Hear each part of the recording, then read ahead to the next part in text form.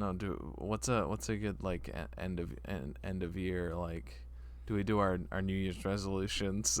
Do we? Yeah. What would I don't know what my for like movie wise for New Year's resolutions. I mean, yeah, right. We gotta keep it. I guess see more stuff. Yeah. Yes, definitely. Period. See more stuff.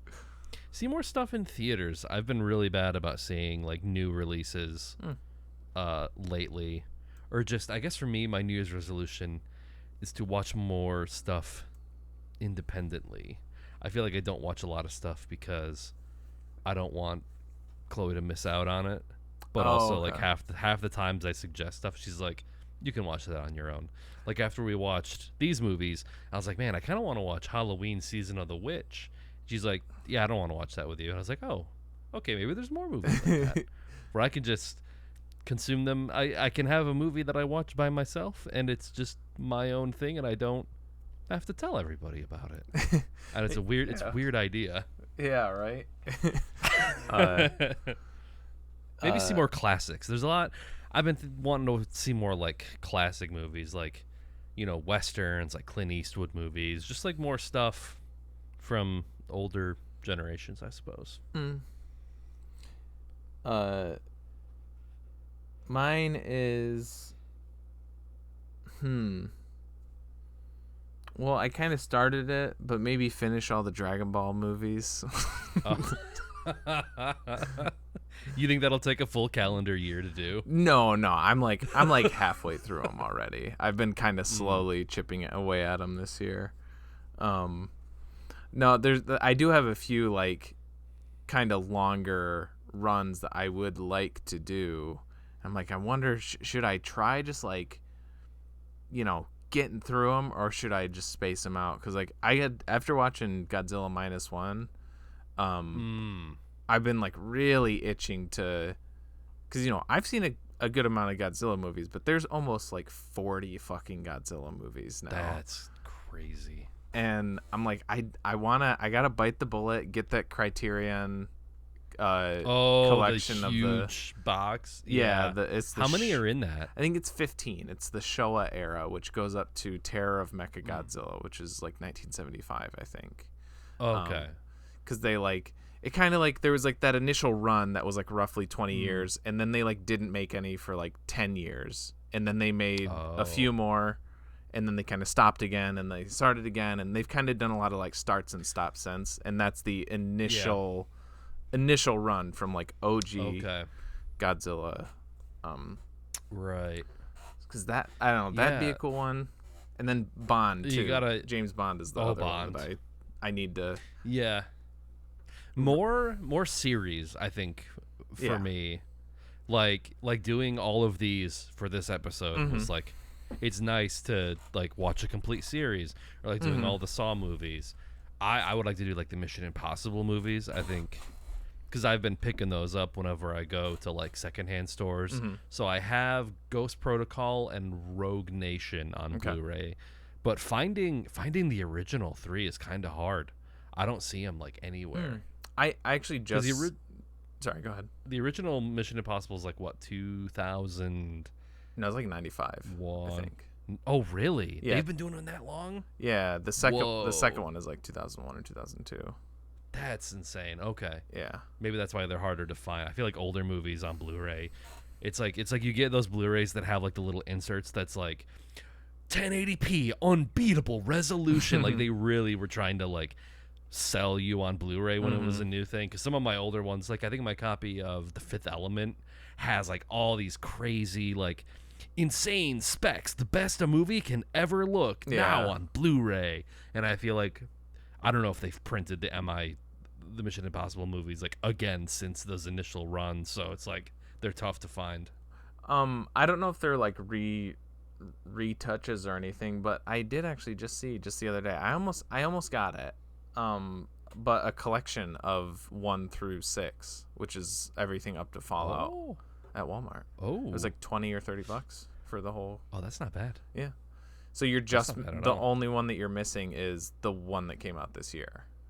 If shit. Yeah. Well, if I go into town, How many copies were there? There was a handful. It wasn't like, more than 2, so it wasn't like down to the last one. Yeah, because that's pretty tempting.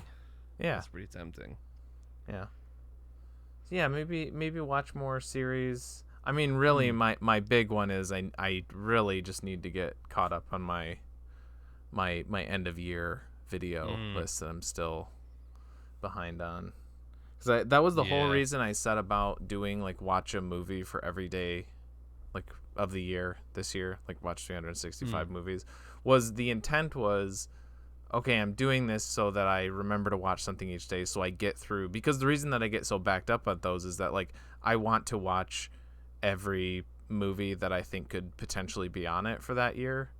Not just, like, what movies I watched by the end of the year, because the years end, and, like, right now for 2023 I've got, like, probably 25-30 movies on my watch list just for 2023 that I haven't got to, and I've watched probably about that many movies from the year too, but I like to, I want to give everything a shot. So that was the intent, and I got through one of them because I'd keep, like, getting sidetracked and on, like, finding other dumb things to watch instead. Like the Silent Night, Deadly Night series. that was basically this week for me. Yeah, same. That was my weekend. Yeah. I think from Friday until, like, 2 hours ago. And, well, I have some bad news for you. What's that? But before we get to that, welcome back, ladies and gentlemen. To There'll Be Duds. This is episode 130. Yes. And I am your co-host, TJ, and with me, as always, I am Nick, and I'm curious what this bad news is. Well, as always, we watched a movie this week. It's Dud Week. Or you could say it's Garbage Day. Because we watched Silent Night, Deadly Night, Part 2 from 1987, directed by Lee Harry. It follows Ricky Caldwell, the brother of Billy from the first Silent Night, Deadly Night, who kind of takes up the mantle of the Santa Claus serial killer dressed up as Santa Claus type thing that his brother did in the first one. Most of the movie is him kind of like a bet you're wondering how I got here sort of thing to a psychiatrist, and then the last act, maybe a little less than, the last act is kind of him breaking out and going after, like, the person he was really trying to kill, Mother Superior, the nun at the abusive nun at the boarding orphanage place thing that they grew up in. We wanted to watch this. We picked this one because it's the most well-known one, I think, nowadays.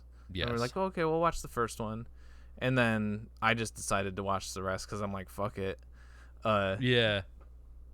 And then Nick did, but here's the bad news: you didn't watch all of them. There's 6. Are you talking about the 2012 one? Yeah. Did you watch that one? I did. Yeah, I watched that one. Oh. Yeah. I mean, only if you're a completion. Only if you're, like, really trying to. But it's like, I'll take my leave. I'll let you finish the rest of the episode out. It's like, it's not the worst one, but it's maybe the most forgettable. But I don't know. The third one for me is easily the most pretty forgettable too. But I haven't seen the 2012. That's the worst one. So I would say the third one is the worst. Yeah. But let's do part 2 first. That is our focus, and then we'll kind of, or we can I don't know how we want to do it. If we want to, like, interweave by doing part 2, we will also be doing part 1. I know, because half of the runtime of part 2 is part 1. Yeah. The only thing that I was upset that they omitted in part 2 from part 1 was the creepy ass weird Cajun sounding grandpa at the hospital who's just sitting there comatose. And then as soon as all the adults are out of the room, he leans over to Billy and he starts talking to him about like Santa Claus coming to get you if you're being bad. But he's kind of got this like, now Billy, you need to make a roux with some flour and some crawdad. Like he's got this voice to him that's very strange. Yeah, and he's like an old Hollywood guy. I looked him up on IMDb, and I think he's a guy that's been in a bunch of stuff. What about you, boy? You been good all year? So that is omitted. But yeah, half the runtime of the second one is a recap of the first one, which, yeah. Anyway, so it's basically what Billy as a baby has a picture perfect memory.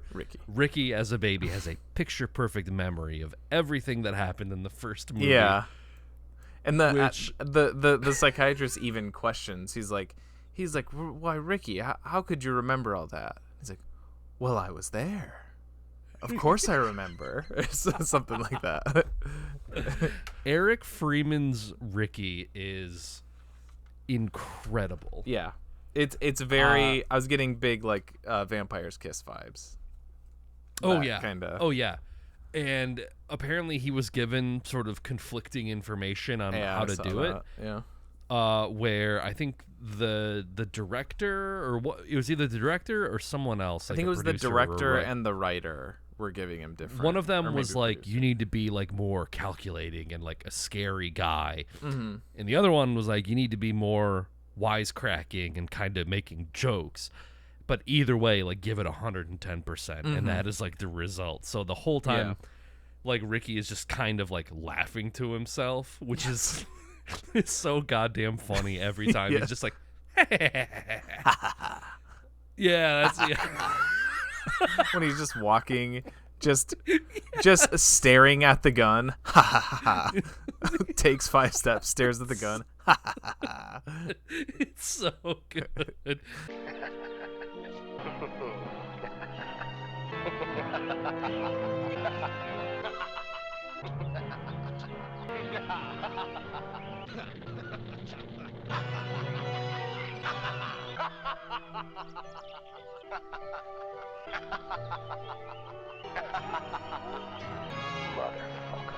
But even like when he's recounting the story of the first movie, one of the first big belly laughs I got was it's Ricky's narration talking to the psychiatrist, and he says it's the part where his parents stop because the guy dressed as Santa that kills them is like waving them down on the road, and Ricky's like, I don't know why they stopped that night. Beat. Actually, I do know why they stopped that night. It's so strange that they just kept that in there. Like what was he trying to keep the psychiatrist like on pins and needles about the story? Like I don't know. I don't know what made him stop. What's that? Actually, I do know what made him stop. But we get to see their mom's tits for a second time and not the last time. Yeah. I mean, considerably toned down the boobs, and I don't know if I've ever seen more titties per capita than in that first movie. That was crazy. It was like every girl that was in that movie went topless at some point. Except for Mother Superior. Yeah, I guess so, yeah. They also cut they cut the shot of the antlers going into that girl's like stomach or whatever, which was like the best kill in the first one. Horror. Yeah, there's the part where in the first one where Billy like lifts that girl up and like pushes her onto which they do in the remake again. In the 2012 remake, they do that. Oh, good. Awesome. Perfect. Yeah. But they omit the close up of that, I noted, cuz it's like it's weird what they chose to abridge and what they didn't choose to abridge. Like the cop running around like with his gun, like turning the corner and doing the like neither Billy or Ricky are there to like see what happens to this guy. But then it's like it cuts it a little bit, like when he comes back up the stairs. And I guess Billy was there a little bit because he turns the corner and is like, naughty, and then hits the dude with the axe, and then he falls down the stairs. So they cut that a bit. Like they go boom, boom, boom, he's dead at the bottom of the stairs. Mm-hmm. So it's like you cut that part. Yeah. But not the whole part where he's running around the building. Uh-huh. Yeah. Because, like, I knew that it was reliant on flashbacks, but I didn't know how reliant. So, like, we had watched the first movie, and then we sat down to watch the second one. And we're, like, 35 minutes in, and I'm like, are we gonna... like, we're getting some Ricky. We're getting a little bit of Ricky, which is nice. Mm-hmm. I laughed pretty hard when, like, it shows the doctor writing the notes, and it just says red car with, like, an exclamation point. And he's like... Going too fast for you, Doc. Red car. Good point. Yeah. Yeah, that was awesome. Yeah. I also like the before he even starts like talking to the psychiatrist, and there's like that orderly that comes in, and it's like 8 shots back and forth of like him looking at the orderly seriously, and the orderly like quickly looking at him, and then Ricky just going like, huh.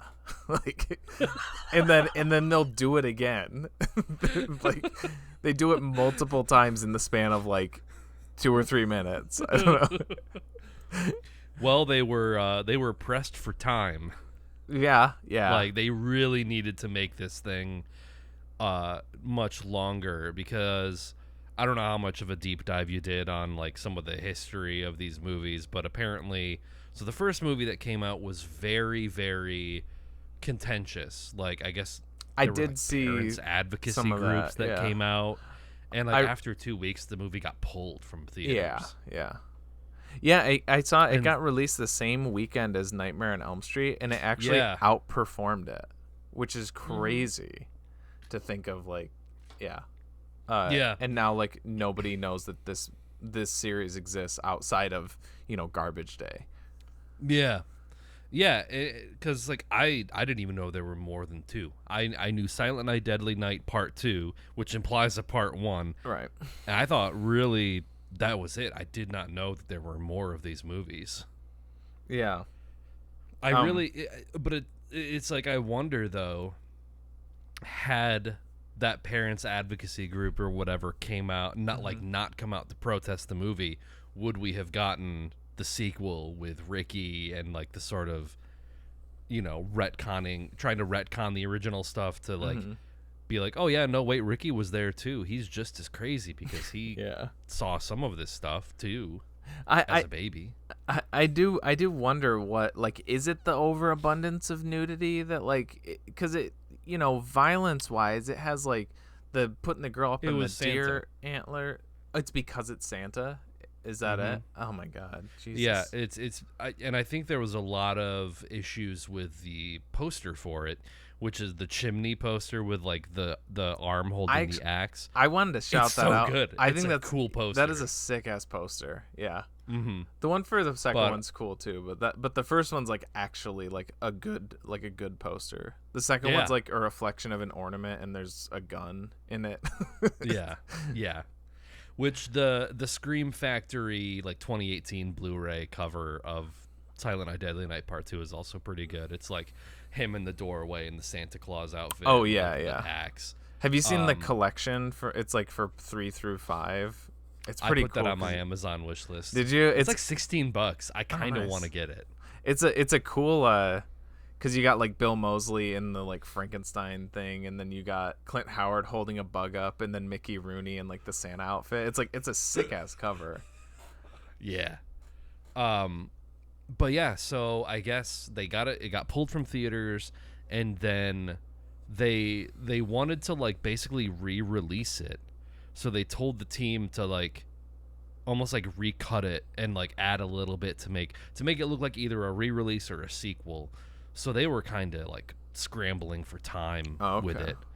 And so that's why it's so reliant on the first movie, because I think, like, I was thinking about it, because like obviously I guess knowing that, you're like, yeah, I guess it kind of makes sense that they just have all this footage to just redo. But man, I would have loved to have seen like an Evil Dead 2ification where they do the first movie. But it's like you could have done so much. You could have done some cool shit with it, like, you know, show the parents driving in the car with like the crazed Santa, but like put current day Ricky in the back seat, like as like a narrator. Like the people in the scene can't see him, but he's just sitting there. He's like, "Yeah, Dad, why did you pull over?" You know, like, you know, him telling the story, but he's like in it too, because that way you can re-show the, you know, you can show the events of the first movie without it literally just being the first movie. Yeah, it makes it really hard to like really judge this movie. Like, I'm glad we're not doing a normal rating scale, because when I first like logged this on Letterboxd, I gave it 4 stars, and then I changed it to 1.5 stars, and then I settled on 3 stars, because I was like, oh, it's kind of in the middle somewhere. Because like I think it's really fun, like campy, silly horror, but it's hard to like really advocate for it because it's, you know, 30-40 minutes is the previous movie, and it's just so fucking lazy. It's such like lazy filmmaking that it's like it's and if they did do like the Evil Dead 2 thing, which I also was thinking of while watching the movie, if they did do that, reshot it, whatever, did the same stuff but with Ricky in it, or if they like slightly, because, you know, Evil Dead 2 kind of alters the original because it's just Ash and Linda that go to the cabin. So they could like change some stuff around too. Like make him older so this shit would like make sense at all. If it did that, I would have no problem, like, you know, praising this like wholehearted, like as like a great like 80s horror camp. But it's like, there's just that it's such a lazy like hack job for the first like act or whatever. But you do get the good voiceover, you know. But yeah, I mean, and realistically, the first half of the movie is a flashback, and then the second half is also a flashback, right? Because it's the events leading up to Ricky being in the asylum. So really, the only like new material you get is the final confrontation between him and Mother Superior, which again, his how many actors played young Ricky? There's the baby one. There's baby when maybe like 3 or 4. Oh yeah, because there's him at 15, like the full grown man. Like that actor is older than Eric Freeman. Yeah, Jesus. So there's baby Ricky. And then there's the child actor Ricky from the first movie at the orphanage, and then in part 2, the sort of like new flashbacks when it's like he gets adopted out and he like sees those nuns on the street. That's a different child actor than the child actor from the first one. Oh, and then right. you have Then you have 15-year-old Ricky, and then you have Eric Freeman. So it's like there's like 5 different actors that play this kid, which is crazy. Eric Freeman's he's supposed to be 18 here. It's so ridiculous. And if you're following the timeline too, I think that means that this one takes place in 91, and then 3 takes place in 97, because the first one takes place in 84. He's 7 years younger than, I could have he's 6 years younger than Billy, so this one's 90. Okay. And then the third one, they say they were like, oh, that was like 7 years ago or something.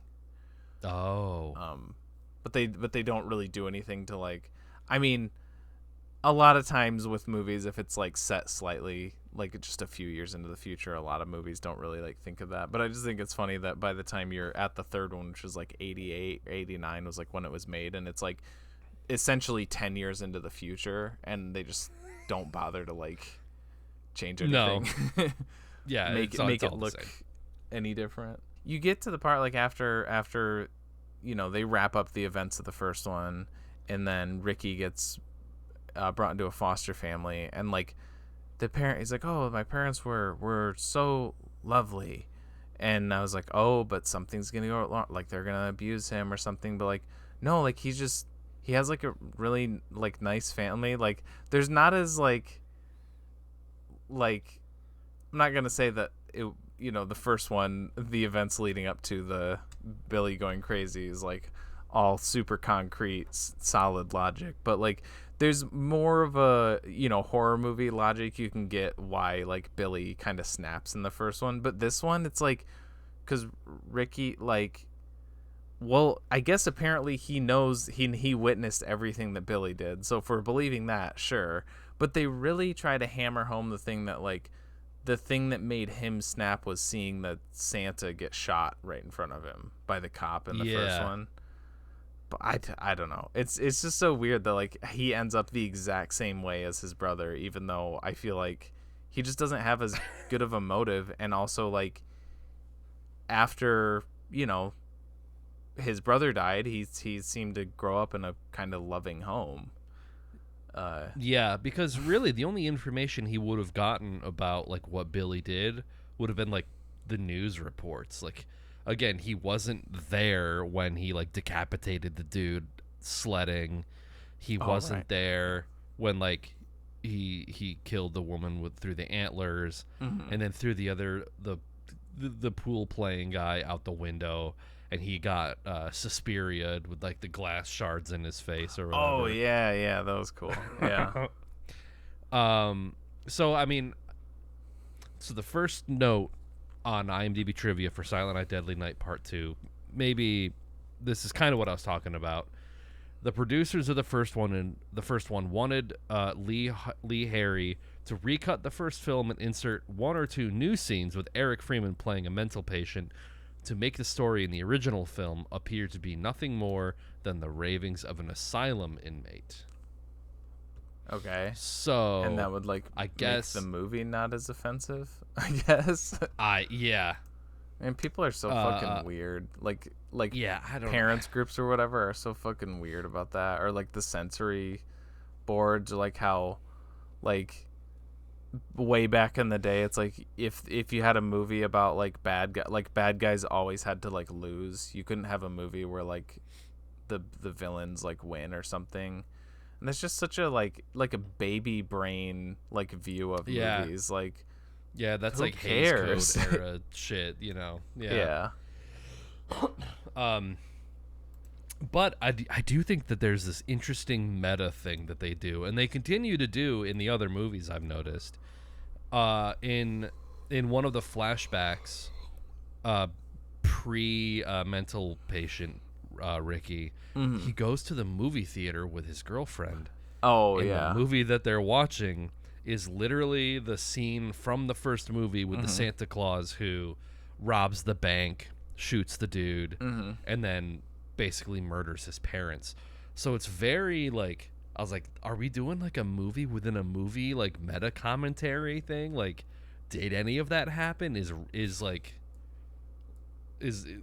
Ricky in this movie and he's watching a movie of himself? Like, it's very strange. Yeah, and the movie just like it is like this little bit of surrealism that the movie just doesn't address, and it never gets back to it again. I loved the moviegoer in the back seat. Oh, like in the back row, it's just like just like talking shit. So Over you gonna the kiss her top. or not? Yeah. So ridiculously corny. Watch this. The guy's gonna go down into the basement without a flashlight. Brilliant. Never mind the fact that everyone else in the movie's dead. Oh, stupid. Next thing you know,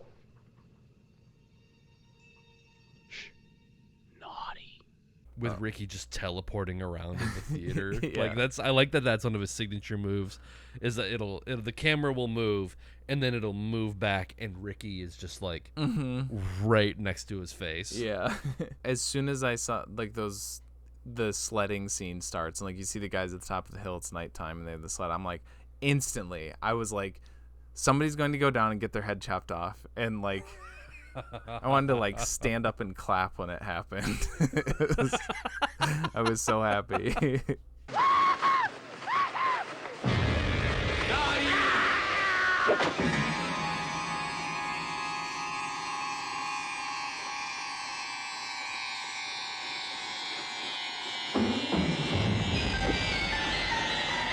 Yeah, I'm trying to think if there's any like because there are like good kind of like memorable kills in that first one.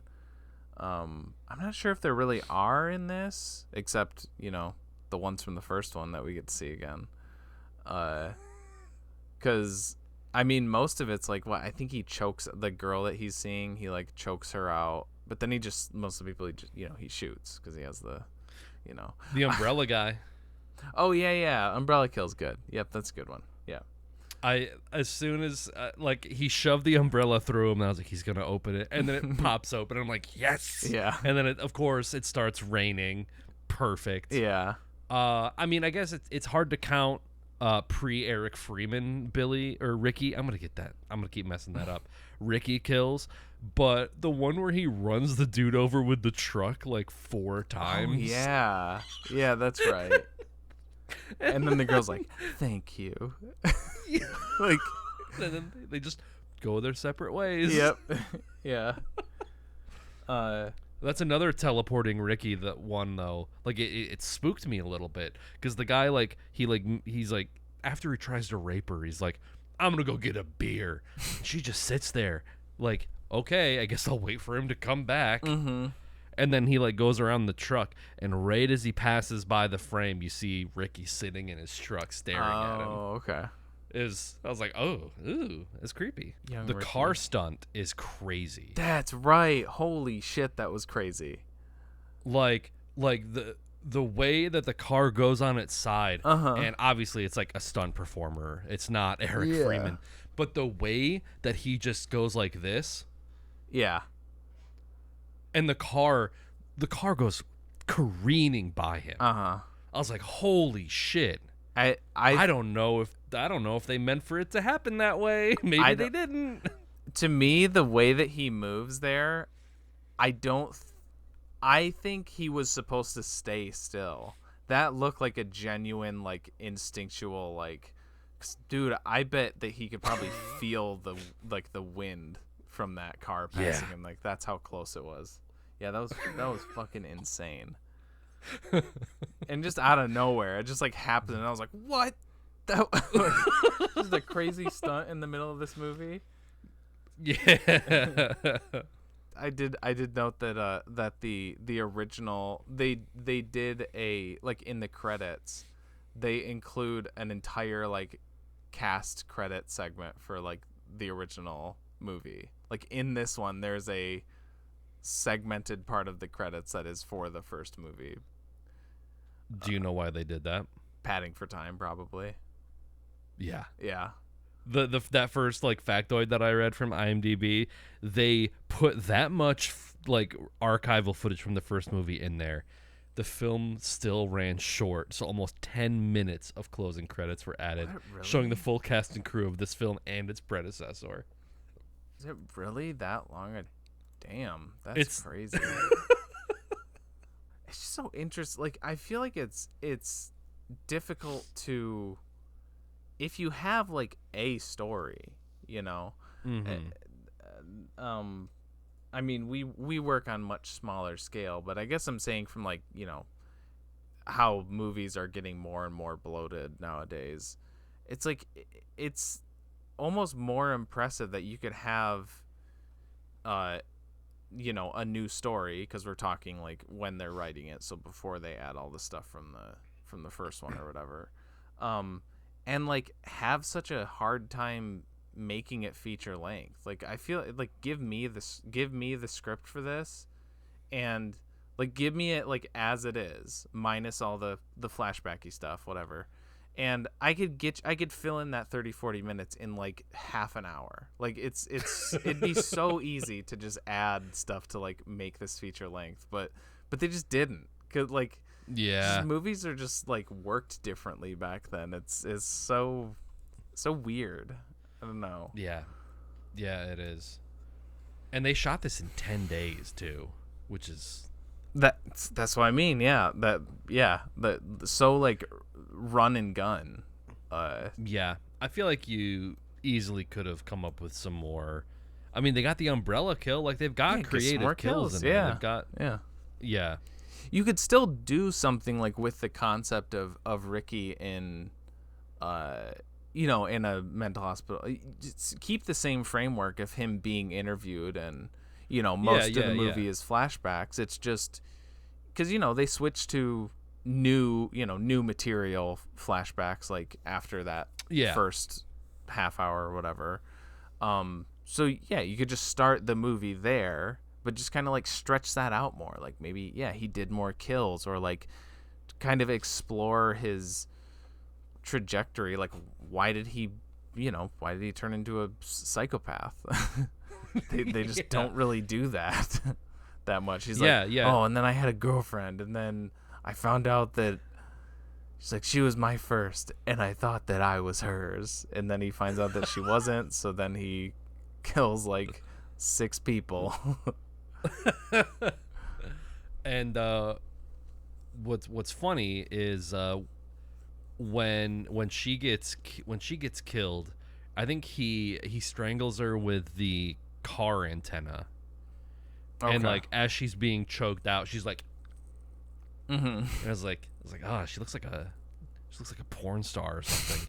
And it turns out she is. Oh. Okay. Like I was looking through, because like on Letterboxd, technically like porno movies are on Letterboxd. Okay. And like I looked at her her other filmography.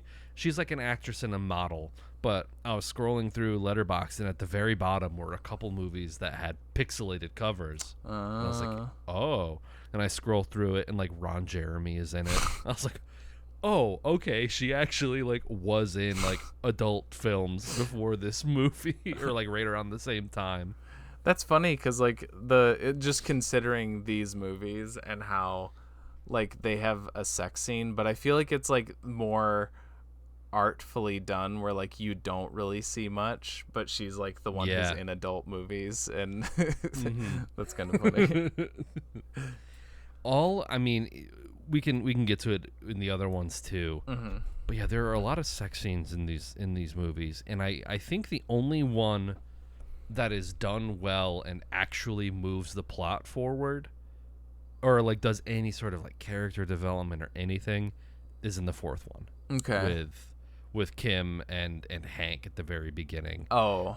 Because that one is actually like semi-normal. Like it's more playful. It doesn't feel like a man is just doing that to a woman like all these other sex scenes in these movies feel like, where it's just like they're so like weirdly stilted and like just quiet. I don't know. It's like all these movies, this is like a 10-year-old's idea of like what a sex scene is, based on like a movie that they saw at like midnight that they weren't supposed to see.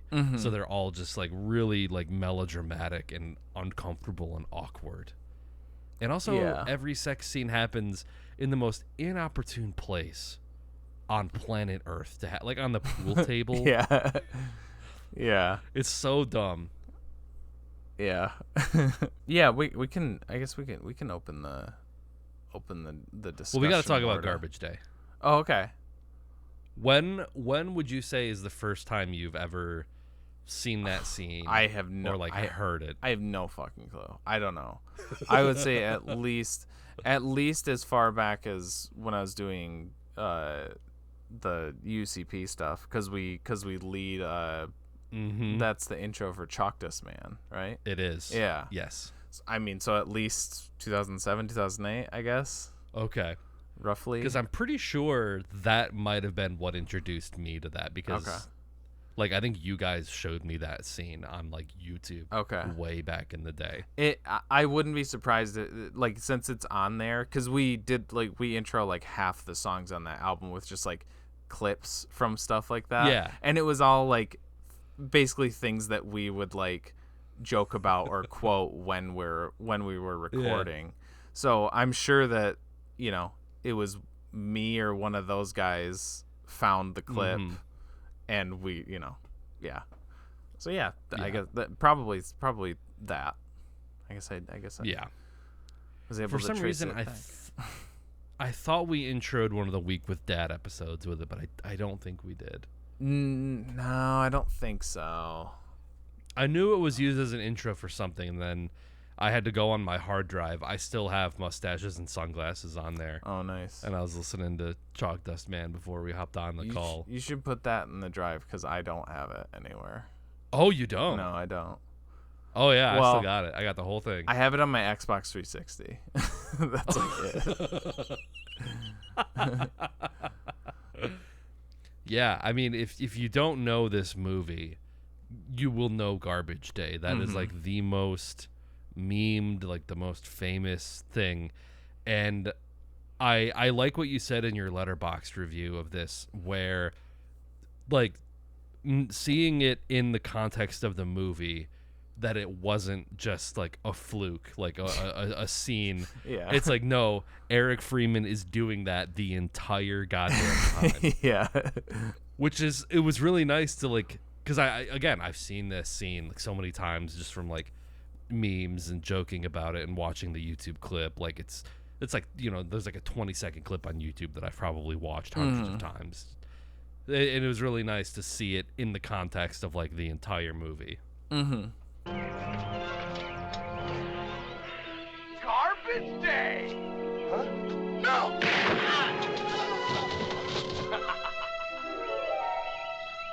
Yeah, I mean, I don't have much to add to the moment itself, other than it is like it's sweet that like as soon as he gets the gun, I'm just like I'm just like waiting for it. It's coming. It's coming. Yeah. And then I thought the Mother Superior shit was really funny. Like, first of all, they said she had a stroke. I don't think that's what happens to your face when you have a stroke. That's what. Okay, I was like, if that's what they were trying to do, I was like, did he? It almost seemed like, here's how you make the movie longer is like. How about when he went on that rampage before he got sent to the hospital? He like went there originally and he like attacked her, but he didn't finish the job because it looked like, I thought she like was in like a fire or something like that. Like it looked like her face got burned or something. When she fell down the stairs, I was waiting for like all of the pustules on her face to burst when she hit the bottom of the steps. Oh, Jesus. But realistically, it was like, we couldn't get Lillian Chauvin back, so we have to find some other actress and like, oh yeah, cover half of her face in shit and say she had a stroke, so that way like, no, you can't tell. Yeah. Yeah, and then her like her head. The head fake out. Yeah. I was like, yes, when it tilts back. Yeah. Yeah. So good. Yeah. And then at the end it's like they do another, like you see Ricky open his eyes at the end when you think he's dead, and like it leads into more movies. Yeah. At least one more following the Ricky Billy timeline story. Yeah. Yeah, which like they have a Ricky in 4 and 5, but it's like I don't think it's like hard confirmed that it is him, and like some people, like some fans of the series or whatever, like are like, no, that's not him. But I think it's I'm all for like in the camp of it being Ricky, because I love the idea of like just, it's so funny because he's not even the guy in the first one. Like the killer from the first movie, the slasher, dies in the first one, and he's like never mentioned again. Yeah. Really. Except I guess in like the flashbacky stuff in this one. And then it's just his little brother, who is just a minor character in that one, becomes the main killer in the second one. And then like a radically different version, but I guess in the third one. And then he's just like a guy. And by the fifth one, he's seems like a normally functioning He's member of reintegrated society. himself back into society. Which is awesome. That's such a like awesome way to handle I guess your primary antagonist. Just make him just a dude in the end. I don't know, just after he's used as like a tool by this like witches coven in the fourth one. Yeah. And then kind of it's even wilder that he's in the fifth one, because he's like died like 3 times at this point or something. And I mean the fourth one, it's pretty. I mean, like his like torso's ripped open and the bugs are like eating his. They make a guts or special whatever. note to like cut back to him laying there like most certifiably dead. Mm-hmm. And then no, he's a mall Santa. He's yeah.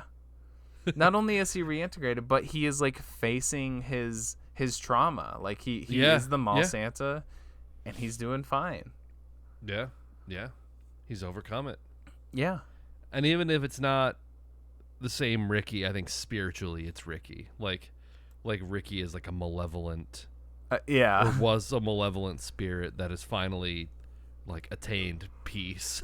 Yeah, I can see that too. Yeah. Well, I'll say that this one is definitely a spud, despite it being, like I said, like that half clip show. Like on its own, it's really like if you don't watch the first one, you do get like a highlight reel on this. So like for what it is, for what it has become as like a cult classic, there's probably plenty of people who like, if they're gonna they'll watch this one because it's the garbage day one and never watch another one.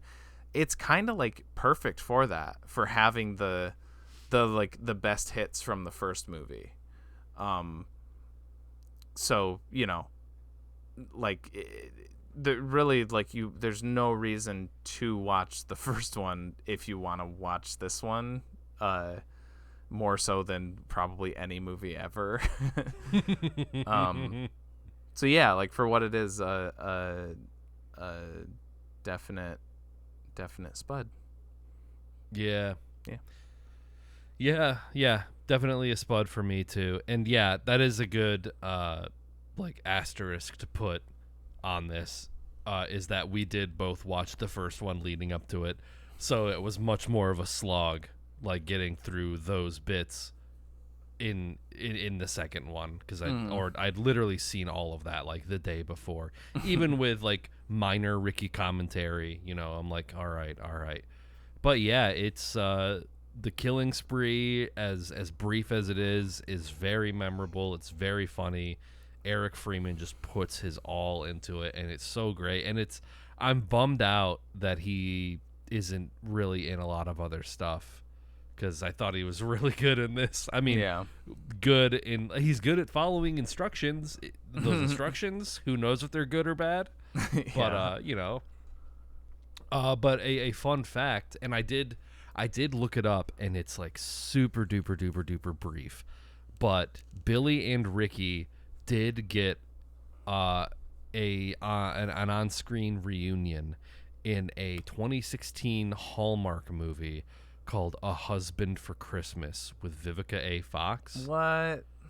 I think I can find it on YouTube for you. It's really, really hard to find. Because I think Vivica A. Fox, she's, you know, I don't know, I didn't watch the whole thing, but it's like, you know, I think she's the typical, like, I live in the big city and I need to, you know, move back to my hometown, to my roots. I don't know the premise of it. I'm assuming that's what it is, because it's a Hallmark Christmas movie. But there's like a scene where their office is being downsized, like people are getting fired or whatever, and there's a shot where it's these two guys like kind of holding their boxes, like, oh man, I can't believe they're letting us go this close to Christmas. And it's the actor who plays Billy, and it's Eric Freeman. And from the IMDb trivia, I guess they overdubbed Eric's lines without telling him, so it's not him speaking. But if you look, it is them. They are both like together, which is a very strange Easter egg to include in your Hallmark Christmas movie. Yeah. That literally only people who are aware of these movies are going to. They're not even on screen long enough, and they don't reference any of the movies at all. Mm-hmm. So it's like you wouldn't even know it's them unless you know their names and like look it up later online or something. I don't know. It's really strange. Yeah, but that was like Eric Freeman's like first movie role in like 24 years or something like that. Holy shit. But yeah, you can find that. They are there. But anyway, digression aside, yeah, it's a spud. It's great. It's worth it alone for Garbage Day and just all the crazy antics he gets up to in the second half. It's a very tricky series to kind of compare, because like I mean I think the third one is easily the worst. It's just boring. It was so boring. Yeah, which is just a bummer because like it's such a weird series because you have the first two that are this really fucking messy story about like this kid who dresses as Santa and kills people, and then the second one's about his brother who does the same thing, and like nobody you've heard of is in it. It's like made by nobody. It gets like blacklisted more or less.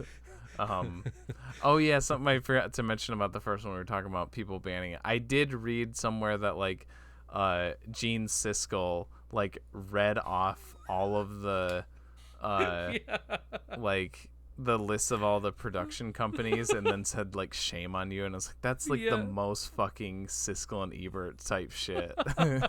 That's so silly. Did you see who also condemned it? I did, yes. Yeah. You're referring to Mickey Rooney, right? Yes. Yeah. So I decided to watch the rest because I was like, I think I knew that Mickey Rooney was in the fifth one, or like I'd heard about that previously. I was like, that's interesting. And then I would just like I looked up the cast list for all like 3, 4, and 5. I was like, what the fuck? What is going on? Because you have like the West Side Richard Beymer from like West Side Story and Twin Peaks, and Leo from Twin Peaks in the third one, and then the girl who I didn't realize until afterwards, but I recognized her name in the credits, the one who plays Eric DeRay's girlfriend is she's the other lead in Mulholland Drive. And then Bill Moseley, who's like quickly becoming one of my favorite people to see and stuff now. Yeah.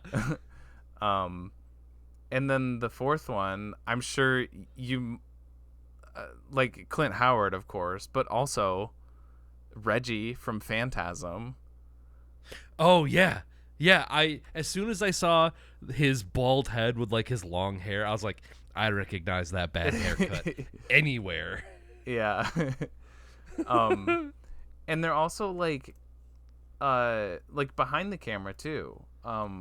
3 is directed by Monte, I don't know, Monte Hellman, who nothing like he didn't direct any like all-time classics that everybody knows, but compared to the guys who did the first 2, who have like 5 credits to their name, and the Silent Night Deadly Night movies are the most famous ones, but like he did The Terror, which is an early Jack Nicholson movie, and I can't remember the other ones, but there was like some like 60s 70s movies that he worked on that I'd heard of. And then the guy that did the fourth one did some like he had a hand in like the Reanimator series, and he directed a movie that I really want to see that's been on my list for a long time called Society. It's also like a late 80s body horror movie. I think I've heard of that one. He's also a co-writer for Honey, I Shrunk the Kids. Is that the guy who did the fourth one? Brian Usna. Yeah, yeah, that's his name. That's right. Yeah. Yeah. Yeah, which in the fourth one, there's a guy. No, maybe it's the fifth one. When she's taking Derek to see Santa, there's a guy in line wearing a Reanimator shirt. Oh, nice. That's funny.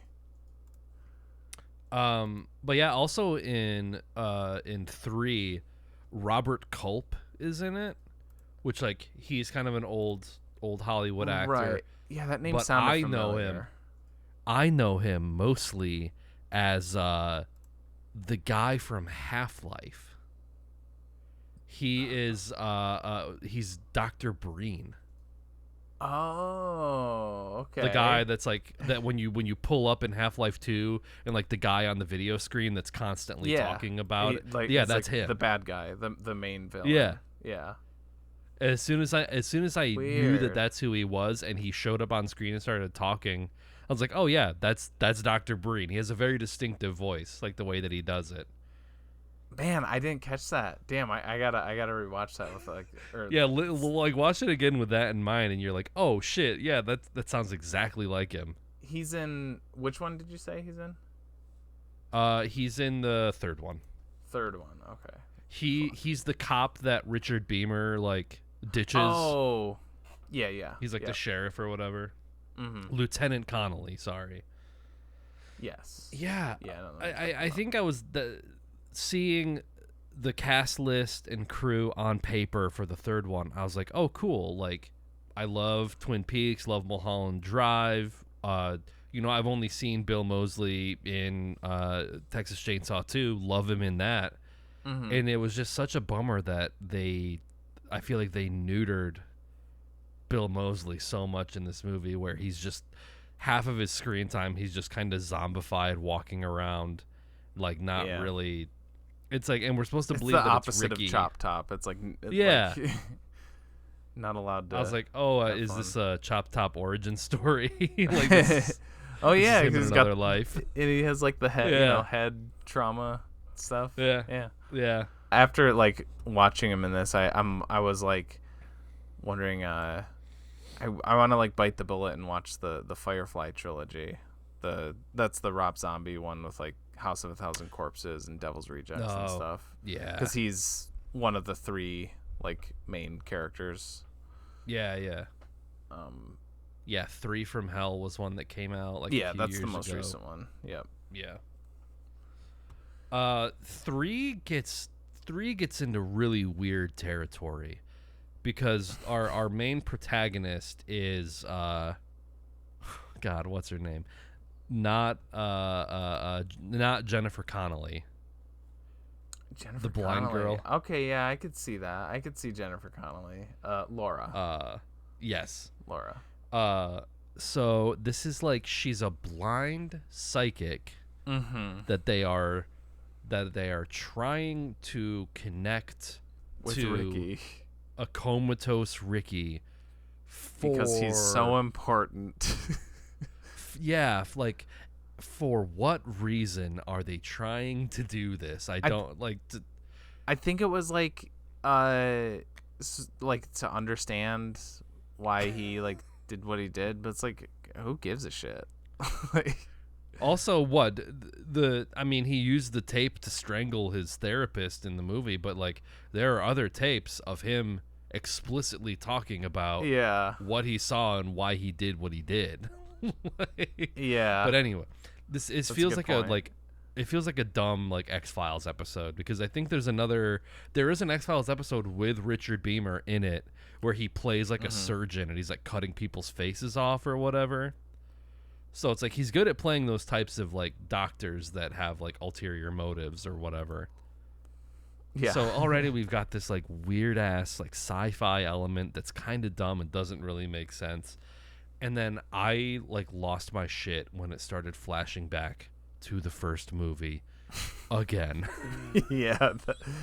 Like because it's like it's her like psychically connecting with Ricky, and it's like you're seeing what Ricky sees, and what Ricky sees is that the car scene where they see the car broken down Santa, they go to help him, he shoots the dad, and I was like, no way are we going to see Ricky and Billy's mom get her shirt ripped open for a third time. And sure enough, he does it again.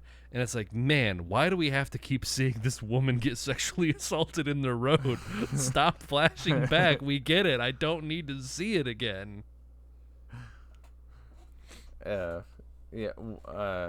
Yeah, because it was like, they show it like it's like, oh, this is the worst thing that's ever happened to anybody ever. So we're gonna show it again because it's so impactful and like, you know, it is so weird. And there were I was like thinking, did they do that so they could, you know, have boobs in this one? But no, they had boobs in it otherwise. Yeah. So I don't Laura know. Herring, boobs in this one, boobs in Mulholland Drive. Guess that's her. That's her thing. Good to see Eric DeRay's almost his butt and his sweet ass haircut in this. This is compared to like the tightest ponytail in Twin Peaks ever. Mm-hmm. Seeing him with his hair flowing. Maybe that's why Leo was so pissed off in Twin Peaks.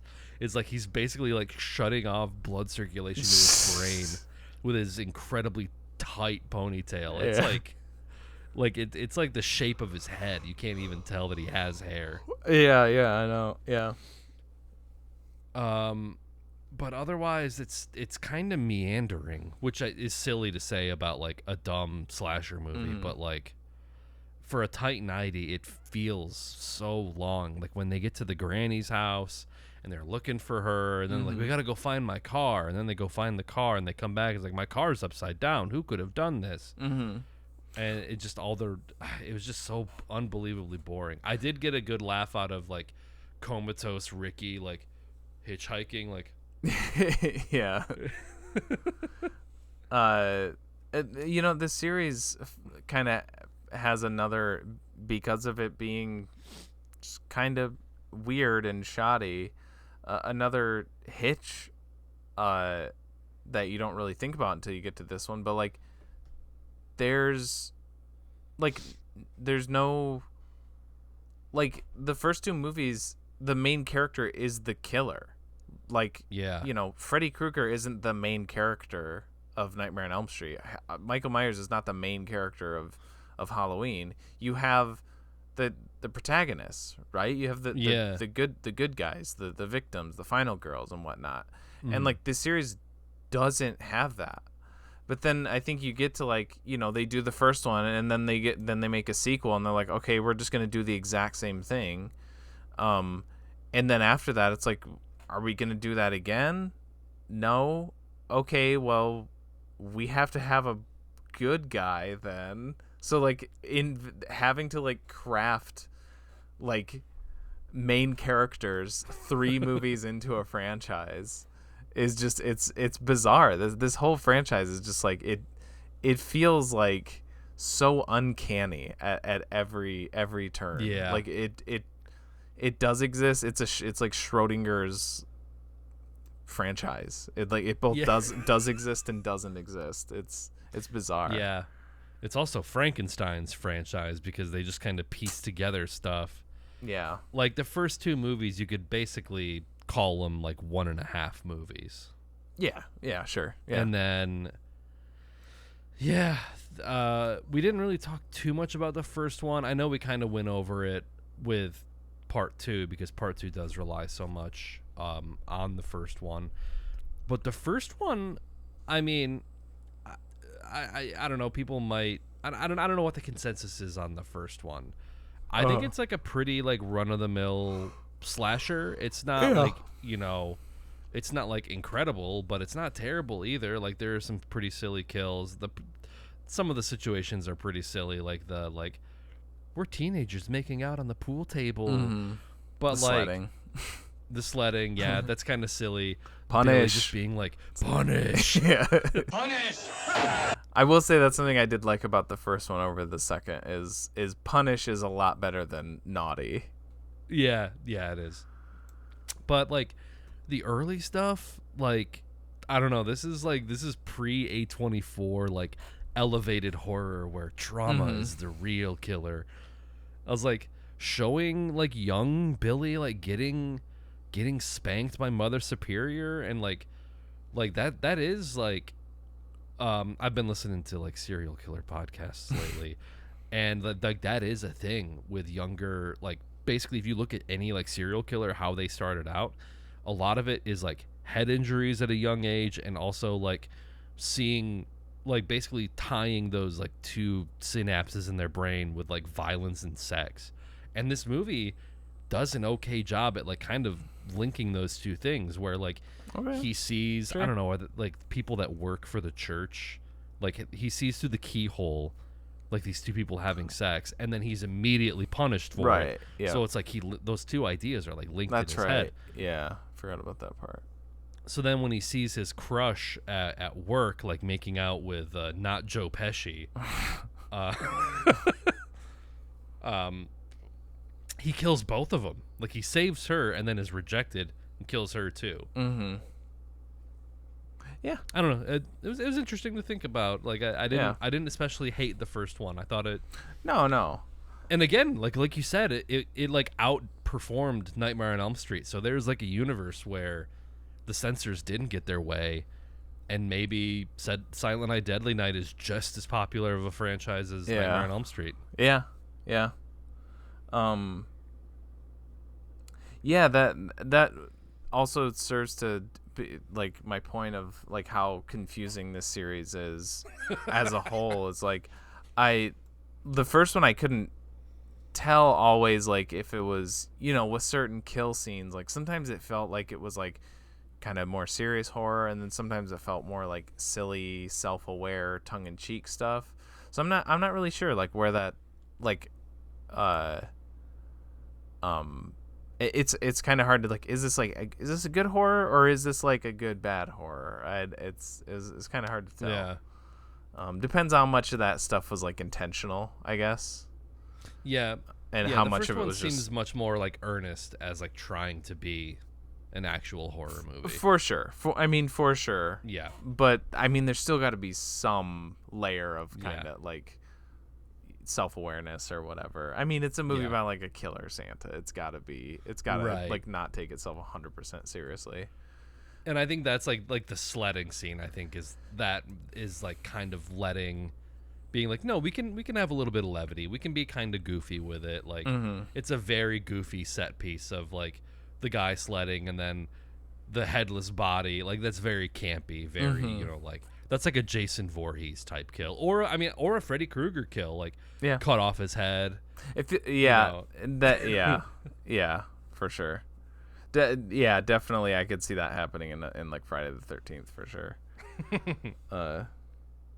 And then the overconfidence of like the characters in this series too, like Mother Teresa being like, "We don't need your help, police. There's no way he's getting in here," and then he shows up and a kid lets him in the front door.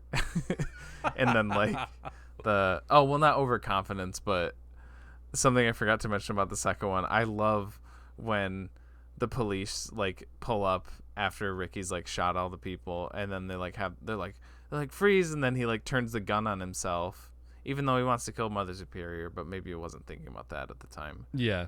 But he like turns the gun on himself, and all the cops are like, "No, please, don't do it. You have so much to live for. Don't throw your life away." Yeah, that's it. Don't throw your life away. No! Don't do it! No! It's not worth it! Don't be a fool! Don't do it! Don't kill yourself! That was so silly. A weird heel turn for like the police after like they obviously know that he just gunned down a bunch of people. Yeah. Part 4 is legitimately pretty damn good and interesting. I really liked part 4. Yeah, me too. To the point where I don't think they should be calling these movies Silent Night, Deadly Night. I don't think no, not at all. I mean, other than like the loose, like tangentially related like Ricky character. Yeah. Who's not even, who's like, that's more of like an Easter egg for fans. It's not really even like confirmed if it is him. You know, it's like it's there, but it's not even remotely like central to the plot at all. Fucking A, burger. Oh, no fucking cheese. Yeah, I really liked it. I thought, I remember thinking the opening scene where like he sees the woman like fall off the building on fire. I was like, oh, that was done well. That was interesting. Keep this up. And like for the most part it does. Yeah. I feel like I remember there being like some kind of like lulls along the way, but really the last like act in particular, just it's awesome. It's really cool. Yeah. With like the crazy like all the effects they do. Like every time like she like her fingers would like turn into like weird fucking like freaky tentacle things. Yeah, all the bug stuff too was so bizarre. It was horrifying too. Like I was like, yeah. There was like multiple times in the last chunk of this movie where I was like, I caught myself like a couple times like just sitting there like with my mouth open like like when they're like they like put the like they shove the bug up her vagina and then she like immediately like spews out like a full grown. I'm like, this is fucking crazy and it's awesome. Yeah. I especially noted like when she like after it goes up, you see it like moving through her stomach. They must have made a prosthetic head or something, because there's a shot where she like turns her head to the side, and like you see like the mouth like open up, and you watch it like they push it through.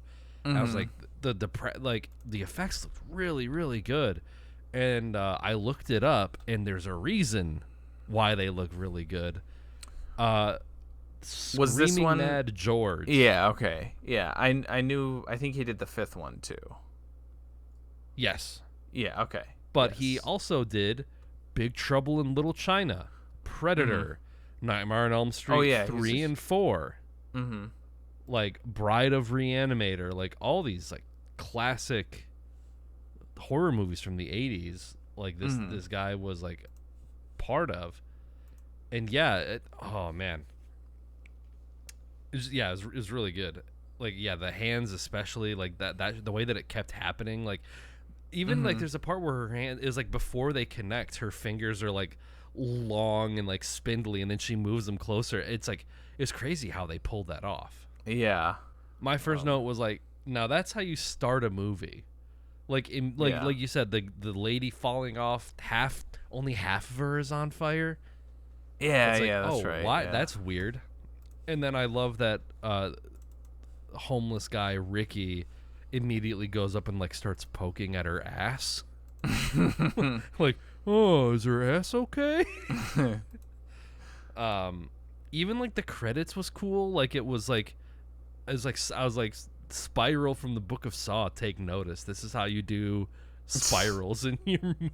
Oh yeah, I forgot about the spiral like motif in the coven and stuff. Yeah. Yeah. And it's cool that like it's just there, and no, it's not like oh, what's this? Oh my god, I'm standing. Like the spiral is at the top of the building, like way early on, and you see what's her face? She's wearing like a shirt that's got a spiral on like the side of it. It's all very subtle, and it doesn't beat you over the head with it, and then you slowly figure it out as you're watching it. If it sounds like I'm just describing a normal movie, that's kind of what it is. It's kind of how it works. Right. Another David Lynch alumni, the old lady is Mrs. X from Eraserhead. Oh, is that really? Yeah, and then That's she's funny. also she's Irene in Mulholland Drive. Oh, okay.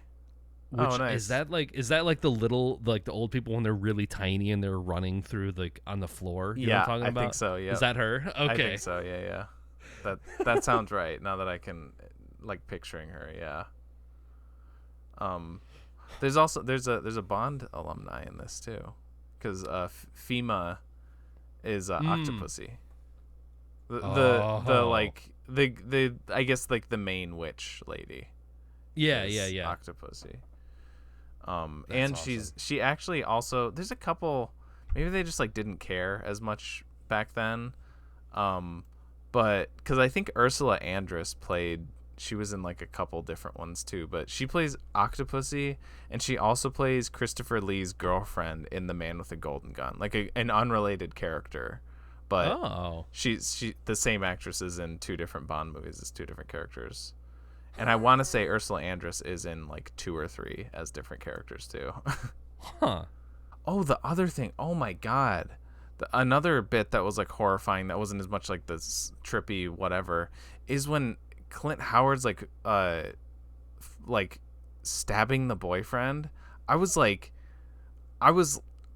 kept like, and he's just like kind of poking him. He like has the kitchen knife, and he just keeps like poking his stomach like really quickly, like these little like quick jabs, and it was, oh man, it was so like gnarly. Yeah, because usually like in horror movies, especially like this, it's like you get stabbed once in the chest and you're like, oh no. And like, again, maybe it's because I'm listening to all these like true crime podcasts or whatever, but it takes a lot more to die from a stab wound. Like, you got to get stabbed a lot, or you got to get hit in the right spot, because like you can survive a lot of stab wounds before you actually go down. So like that sort of realism is like very it's I don't want to say like it's the cinematic similar to like Zodiac, like that stabbing scene. Yeah, but it's kind of like the same principle, where it's like multiple stab wounds and you're just kind of alive, and it's very squeamish. And he's just like, stop it, stop. Pretty much, yeah. Get away from there! Ow. What do you think I am? Dumb or something? Please, just stop. Stop. Just leave her alone. Oh, what, do you own her? And also they do the meta thing again. Like where they show, because they see the last one or whatever or something like that. Yeah. So Kim and Hank are like, I don't know if she's like possessed or what, because at first she's like freaking out, and then it seems like she's trying to seduce him. Like this is right after. I wasn't sure what was going on there either. Yeah. I wasn't sure, because like at the end they're like, you need to kill someone to like remove the fear or something. Like basically like you need to like rid yourself of men. So in order to do that, you need to. And I don't know if that was like her like waking up from like the process where like she just instinctually tried to do that, and then she got woken up by him. I don't know what was going on.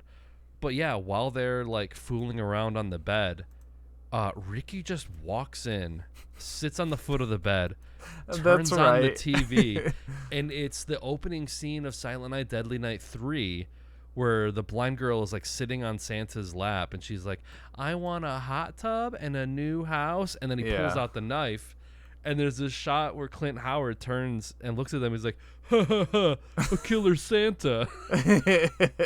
Almost like shitting on the other movies. I forgot that he just like walks in like that. That's funny.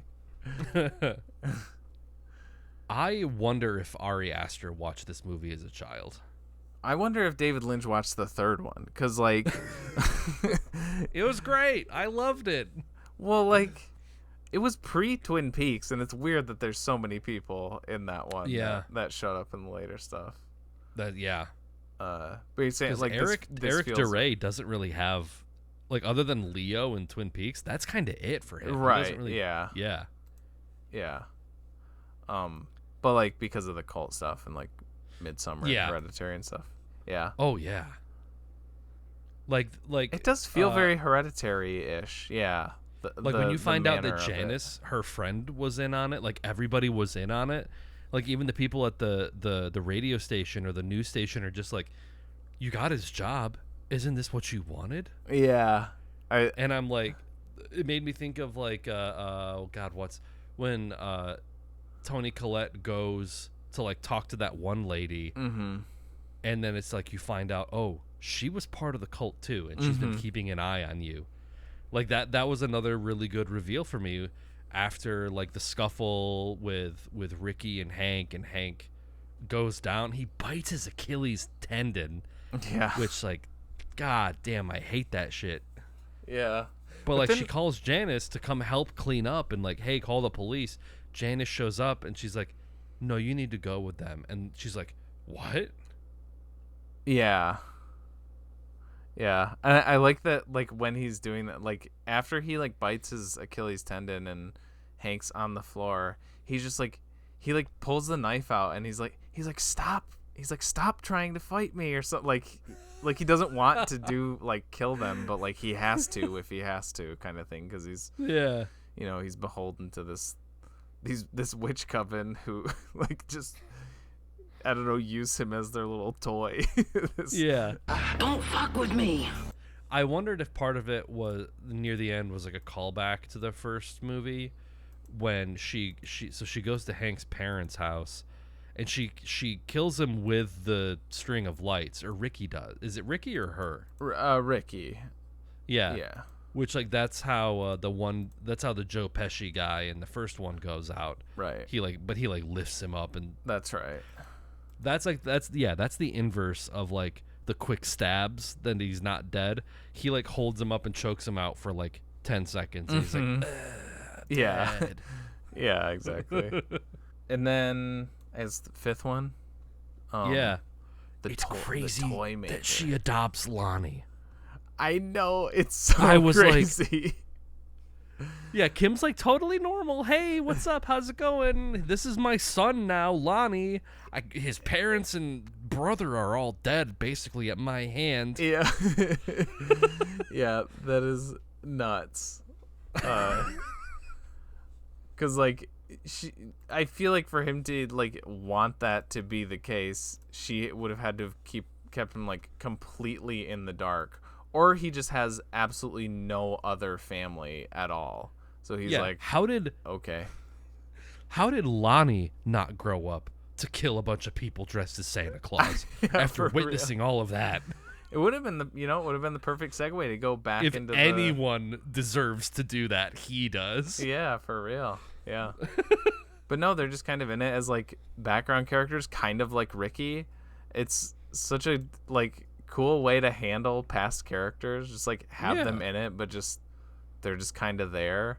Like he's in danger at one point, but I'm glad that like they didn't kill them, even though like Lonnie in particular, didn't like. I mean, he was only really in the end of the fourth one. So it's not like I was like super attached to him.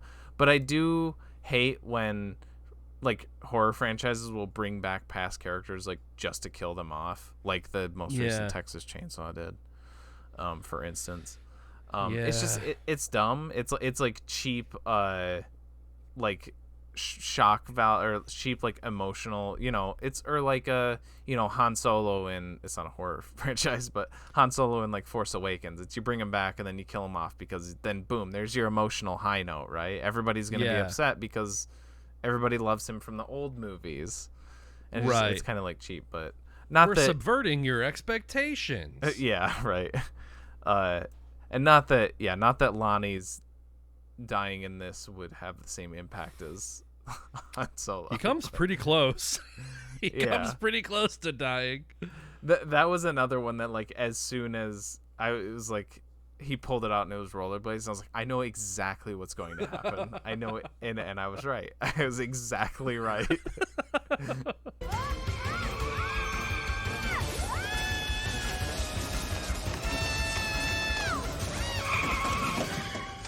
I like this one too.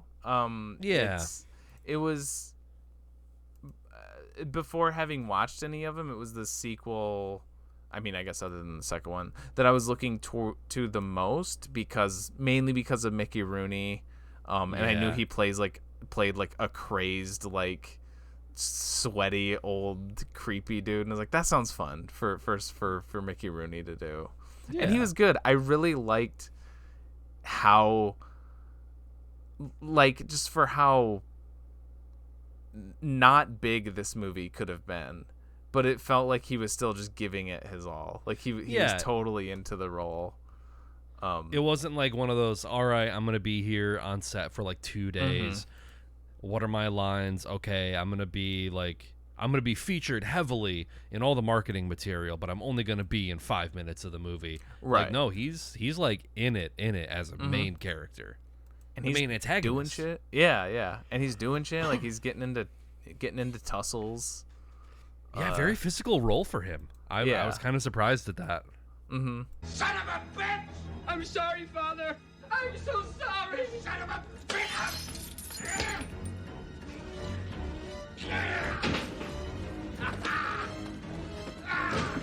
I liked the guy that played his son too. Like when you get to the ending, that fucking wild ending, and that also felt like he was just like, yeah, you know, this is my time to shine. I'm gonna like when he's like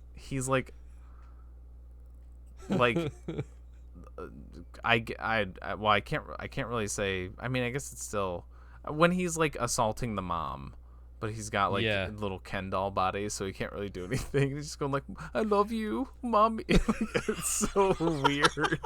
That's why I took it. I knew you'd come. I knew you'd come. Get away from me! I can love you like a real son. I can. I can.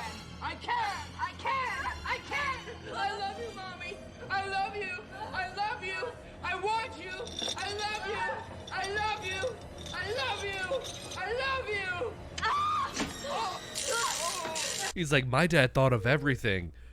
Like tilts down to his like his lack of penis. He's like, well, almost everything. Yeah. Yeah. It's like, oh, he's got jokes. He's cracking wise. Yeah. And how he's got like the doll hair at the end. I thought when he put the face on, he was gonna have like his normal hair, but it's just got like the plastic doll hair.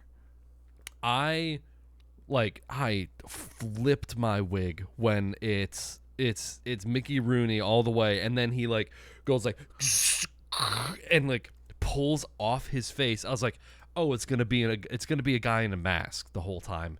No. It's a cyborg. Yeah. I was like, oh, that's not where I thought that was going to go.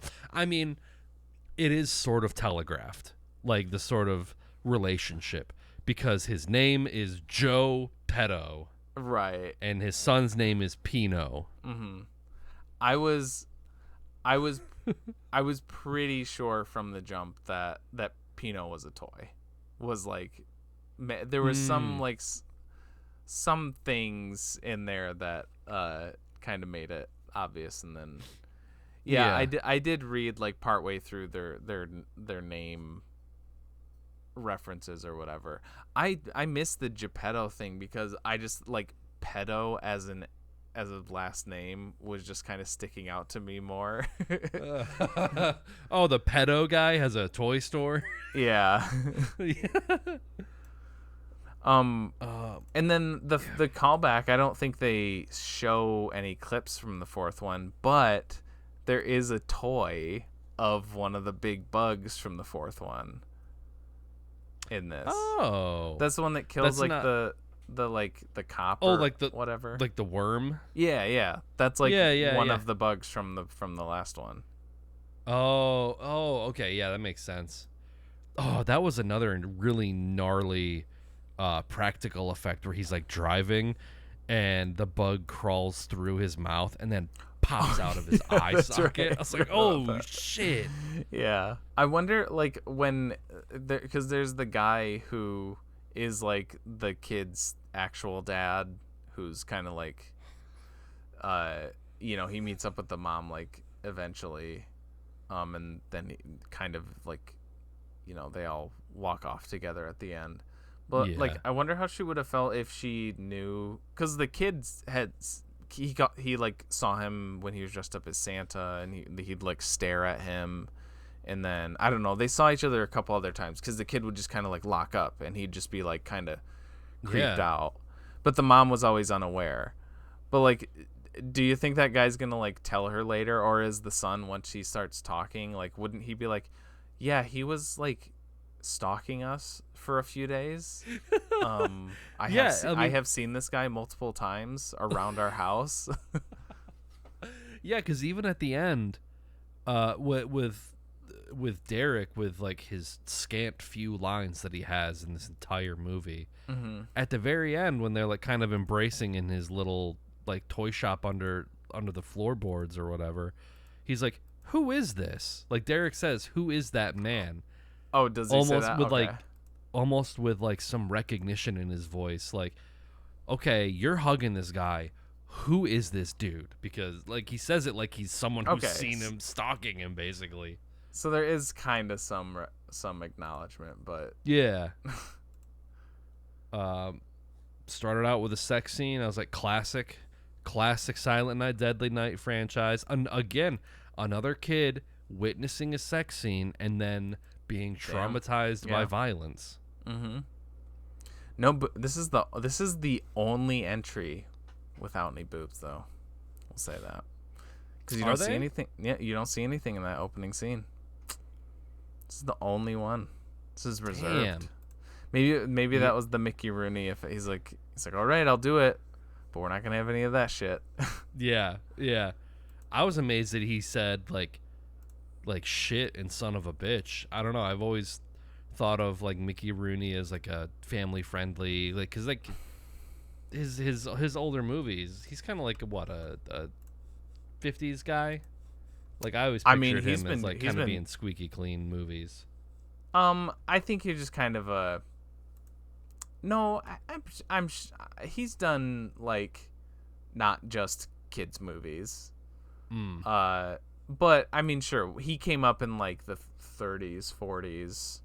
I mean, he was doing stuff since he was like literally like a baby, so the 20s really. Oh. But yeah, I mean, he was in, so when he was younger, when he was starting out, he was just doing those kind of like, he did a lot of stuff with Judy Garland, like Babes in Arms, Strike Up the Band and stuff, and those are your kind of classic Hollywood musicals where everything's all like that squeaky clean stuff. But yeah, as he got older, he did some more. I don't think it's like crazy that he would kind of get into more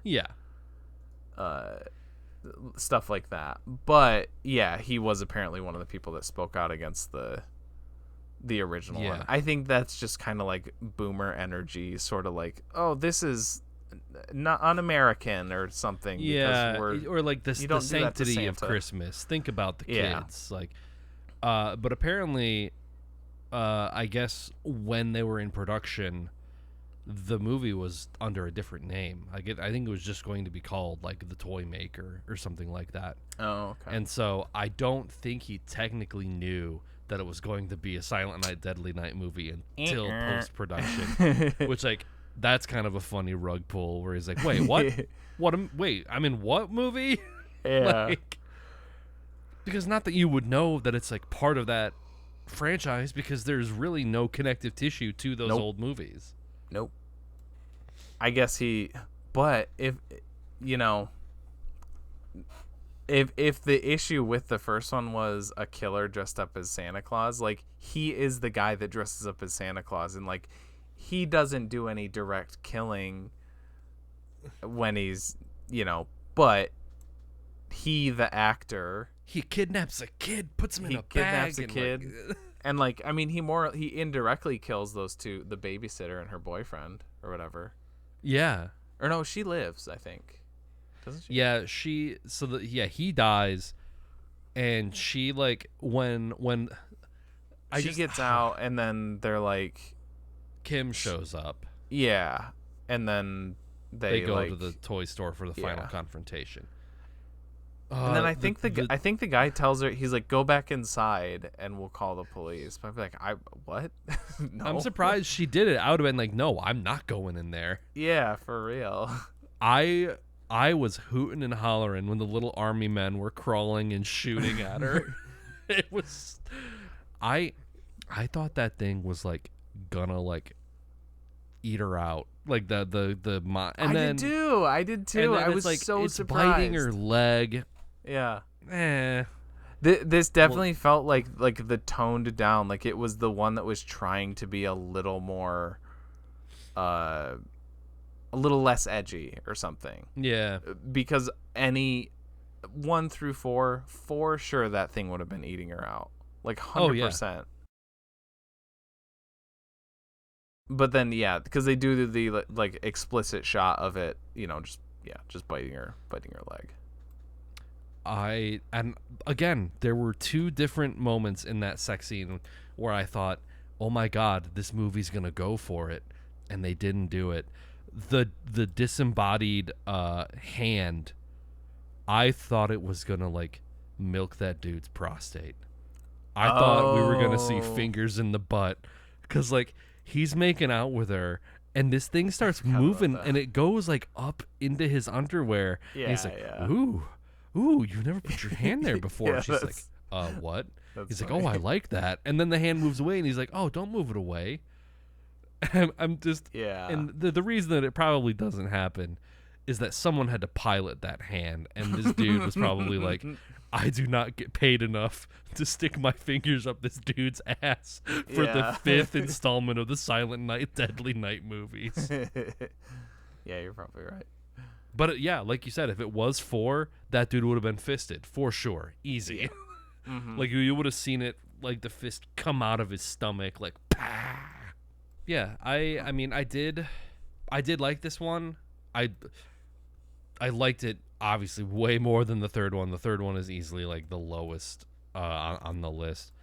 I do feel like it again meandered a little bit, like the sort of like simultaneous sex scenes I feel like went on. I mean, the toys coming to life and like trying to kill them, that was fun. Mm-hmm. But the subplot with the stalker guy who then is revealed to be the actual biological father, I was like, okay, sure, whatever, all right. But him like also just getting domed by like all these flying like toys that are equipped with guns was fun. It was a lot of fun. Yeah. It was still a lot of fun. There was a lot of like good moments in it, but a lot of like meandering, like nothing happening too. Yeah. For a bit of it. And then I guess I'll tell me about the 6th one. I'm curious about the 2012 soft reboot. Yeah, it's very like it is a very loose remake. It's almost more just like homage than remake, if anything, because like you follow the main character as a cop, and it's like, man, I had to look up, I had to read the end of the IMDb synopsis to get what the fuck happened at the end of it, because like the whole time the killer is silent, he never talks, and he wears a mask. He still has like a beard, like a Santa beard and stuff, but like his face is covered with like this like plastic mask. And like the whole, like part of it is that, you know, the cops are trying to figure out who it is, and there's like a couple different people around town. They're like, oh, this guy, you know, his wife just left him or something like that, and he's had a really bad, you know, so like, oh, it could be him, or so they're trying to figure out who it is. So it's kind of a mystery. And then like it ends and they, you know, the main cop lady, she like defeats him or whatever, and then he vanishes, as most slasher killers do. And then it like fades, and I was like, I thought that was the end. I thought it was going to go to credits, and then it cuts to this guy in a car, and we get a flashback to this story that this one guy told earlier in the movie about this dude who like his wife left him, and pretty much what I was just saying, like his wife left him, and so he went to her house. And I read that this was a real story, like this was based on a real thing that happened in like 2008. Where like he went to her like family's Christmas party. This is the real thing too. The guy dressed up as Santa, went to his wife's like Christmas party, and like shot it up and set the house on fire. Yes. And so we get a flashback to this story that we heard a character say earlier in it, and then like the guy who did the killing spree gets killed by a cop. And I read online that it's like that guy is the father of this killer, and the cop that killed him is the main character of this movie's dad. So he was coming back to this town to kill her dad and like some other people who were like kind of involved with it or something like that or whatever. And then he drives off. But like holy shit, it's so messily done. Like I would have rather they just didn't answer it, because like I don't know how the fuck you're supposed to interpret that by watching it. It's so weird. But overall, like it's not bad. There's some I mean like it's not good. No. Like that is still a really dumb way to end it and everything. But as far as like, this remake of Silent Night, Deadly Night, whatever, it could have been much worse. Of this era of like horror remakes, it's probably the best one that I've seen, compared to like Texas Chainsaw and like Nightmare on Elm Street. Oh, sure. Those ones are like garbage trash. Like those ones are awful. This is still like kind of fun. There's some faces in it that you'd recognize, like Malcolm McDowell or Donald Logue. Yeah. And some, it was kind of fun to see. Like I wasn't expecting them to do the deer antler kill thing. There's a part where Malcolm McDowell tells one of his he's like kind of telling one of his deputies to like take a leave. He's like just go home. Hey, and take the trash while you're at it.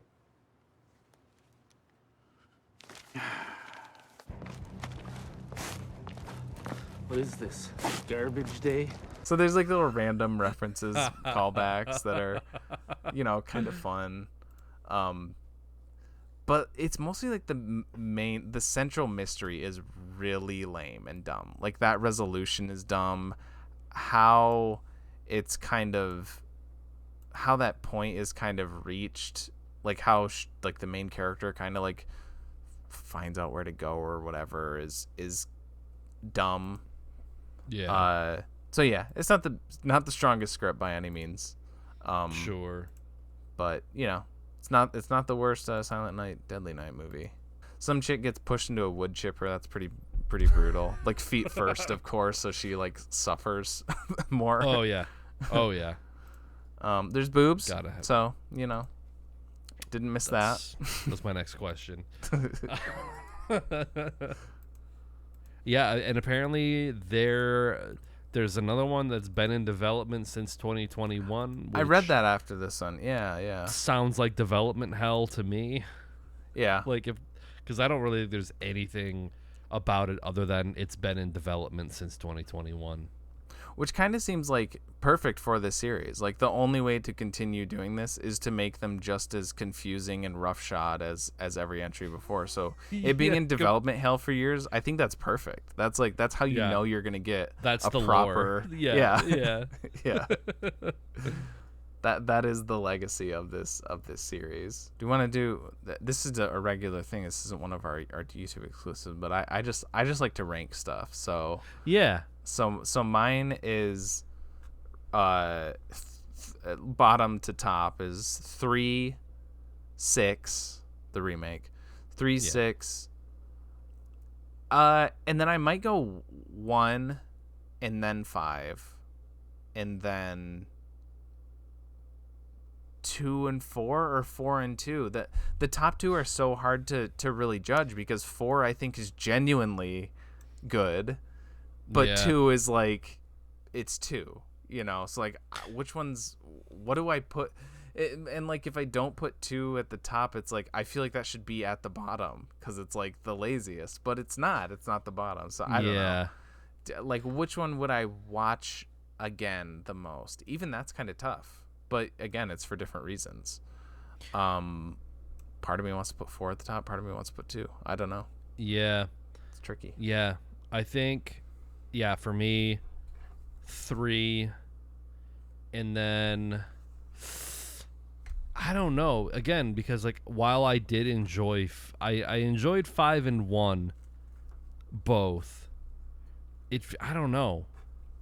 I think maybe it might be the same ranking as you. I haven't seen the 6th one, so mine might be 3, 1, 5, and then 2 and 4 are just really Because, yeah, I mean, I could see putting 4, like, in my rotation. Like, I don't know. Kind of like how I felt with The Blob. Obviously, like, I think The Blob is a little bit better. Yeah, but I that sort definitely of, like that one more, yeah. That, like, weirdly, like, unexpected, good, like, body horror. Diamond in the rough type thing. Yeah. Yeah. Very unexpected, very underrated, that gets overlooked in, like, that period of 80s horror movies. I was very surprised by that. So, I think 2 might edge it out just because Eric Freeman and Garbage Day, and it's so funny, it's so enjoyable if you can get through that first 30-35 minutes. You know, yeah, I do think it fluctuates. It's tough. If you're looking at them in a vacuum, like one, you're just watching the one, yeah, maybe, but like. I think I'm thinking of, like we were saying, like having just watched the first one right beforehand and like having the second one be a repeat Definitely of that. sours the experience a little bit. Yeah, but if you're just watching that one and you don't have the first one as like fresh on the brain or whatever, it's, you know, you can enjoy it more, I guess. Yeah. That's crazy. We did a 5-movie, in your case 6-movie ranking for our Christmas dud. Yeah. I think it's just fun to like complete series and watch complete series. Yeah. Yeah.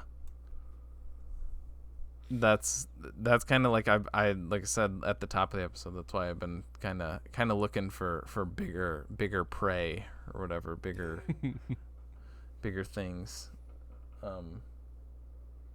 But okay, I guess now it's time for. We are out of the holiday season until, I don't know. We don't really do much.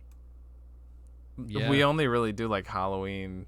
I don't know. Maybe I'm sure like if we ever thought of something like in particular we wanted to do for like Valentine's Day or I don't know. Yeah, something like 4th of July, but... we could watch like Dazed and Confused or something like that. Sure. Or, yeah, I don't know. But yeah, I guess there isn't really like a season. Yeah. Like Halloween. And I guess even Thanksgiving, like we kind of did Nightmare Before Christmas, and then we did Over the Garden Wall the year prior. So we kind of have a Thanksgiving period, but it's all just kind of lumped together in like a 3-month period. Yeah. I mean, the October through December is like the holiday season.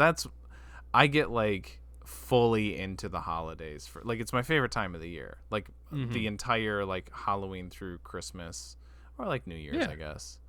And I get like fully into it, so I do get very like festive and like I love doing like, you know, Halloween movies, Christmas movies, and whatever. But then the other 9 months of the year, I'm just like, I don't care about like any of these holidays really. I mean, today I got like a bunch of my last minute Christmas shopping done.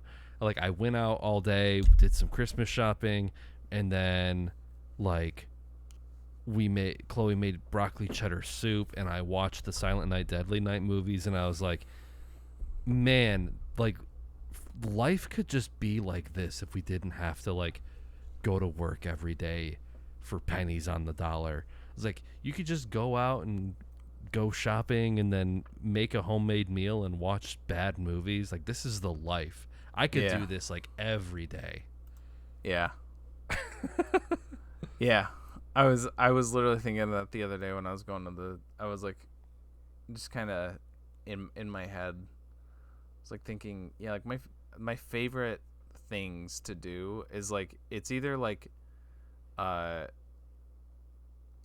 road tripping, like you know, hiking and like, you know, new places like out west and stuff, or it's like the exact opposite. It's just sitting on my couch covered in my cats playing the Switch or watching movies. It's like those two like polar opposites are like my favorite things in life.